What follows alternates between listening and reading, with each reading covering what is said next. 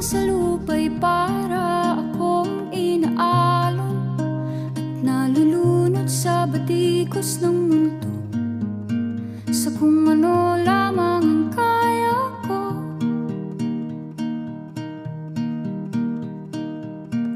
Bigang-biga na sa mga problemang di masolusyonan agad, parang wala nang bukas. Pwede bang umiwas?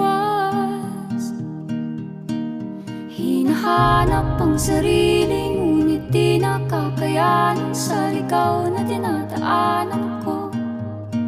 Saan na to patungo? Saan ako patungo? Dahan-dahan nating simulan